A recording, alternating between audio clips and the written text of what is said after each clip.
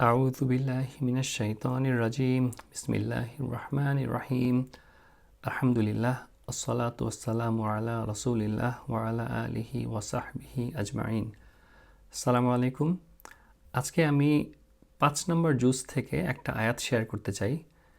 এই আয়াতটি সূরা আন-নিসার 29 নম্বর আয়াত।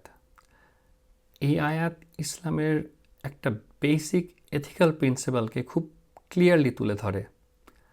আল্লাহ তাআলা বলেন, ইয়া আইয়ুহাল্লাযীনা আমানু লা তাকুলু আমওয়ালাকুম বাইনাকুম বিল বাতিল। হে মুমিনগণ, তোমরা পরস্পরের সম্পদ অন্যায়ভাবে গ্রাস করো না। এই আয়াত আমাদের দৈনন্দিন জীবনে সরাসরিভাবে প্রযোজ্য।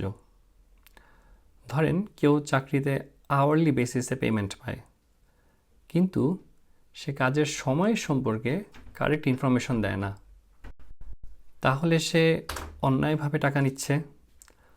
অথবা সে কাজ না করে পার্সোনাল কাজ বা আলাপ করে সময় কাটাচ্ছে। তার এমপ্লয়ার যদি এ বিষয়ে না জানে, তাহলে সেটাও গ্রহণযোগ্য না।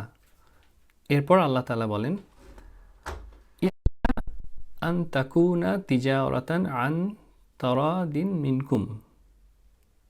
তবে যদি তা হয় পারস্পরিক সম্মতিতে হওয়া লেনদেন। এর মানে কি? ধরেন আপনি 9 to 5 জব করেন, মাঝখানে 40-45 মিনিট ব্রেক নেন, কখনো কলিগদের সঙ্গে কথা বলেন। এখন আপনার এমপ্লয়ার এই বিষয়টা জানে এবং এতে সে ওকে, তাহলে সেটা অবশ্যই অ্যালাউড, কারণ তখন সেটা মিউচুয়াল আন্ডারস্ট্যান্ডিংয়ের মাধ্যমে হচ্ছে। কিন্তু ধরেন একজন মেকানিক, সে জানে যে এলাকায় তার কোনো বিকল্প নাই, সে ওইটার সুযোগ নিয়ে কাস্টমারের কাছ থেকে অনেক ভুয়া সমস্যা দেখায় এক্সট্রা টাকা নিল, সেটা হারাম। অথবা কোনো ডক্টর রোগীর অসহায়ত্বের সুযোগ নিয়ে অযথা বিল বাড়ায় টাকা নিল এক্সট্রা, সেটাও হারাম। একজন মুসলিম হিসেবে ব্যবসা, চাকরি বা যে কোনো প্রফেশনাল কাজে আমরা অন্যায়ভাবে টাকা নিতে পারবো না। তো এটা শুধু এমপ্লয়িদের ক্ষেত্রে না, ইভেন এমপ্লয়ারদের জন্য ইকুয়ালি অ্যাপ্লিকেবল। আপনি যদি জানেন যে আপনার এমপ্লয়িরা পরিশ্রম অনুযায়ী ন্যায্য পারিশ্রমিক পাচ্ছে না, অথবা একই কাজের জন্য আপনি কাউকে বেশি দিচ্ছেন বা কাউকে কম দিচ্ছেন পক্ষপাতের কারণে, সেটাও অন্যায়, কারণ এতে তাদের হক নষ্ট হচ্ছে। এই আয়াতের সৌন্দর্য এখানেই যে শুধু সম্মতিই যথেষ্ট নয়।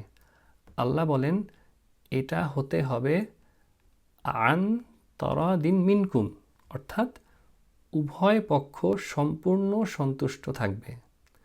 যখন একটা কন্ট্রাক্ট ফেয়ার হয়, যখন উভয় পক্ষ জেনে বুঝে খুশি মনে তা গ্রহণ করে, তখন তো আর অভিযোগের সুযোগ থাকে না। ওয়াল্লাহি, আমরা যদি এই প্রিন্সিপাল আমাদের জীবনে বাস্তবায়ন করি, তাহলে আমাদের বিজনেস, আমাদের ইনস্টিটিউশনস, আমাদের ওয়ার্ক লাইফ সব কিছু আরও সুন্দর হবে এবং আল্লাহ আমাদের কাজে এবং আমাদের জীবনে বারাকা দিবেন। আমরা দোয়া করি আল্লাহ যেন আমাদেরকে সূরা আন-নিসার এই আয়াতের শিক্ষা আমাদের জীবনে ইমপ্লিমেন্ট করার তৌফিক দান করুন। বারাকাল্লাহু লি ওয়া লাকুম ওয়া আসসালামু আলাইকুম ওয়া রাহমাতুল্লাহি ওয়া বারাকাতুহু।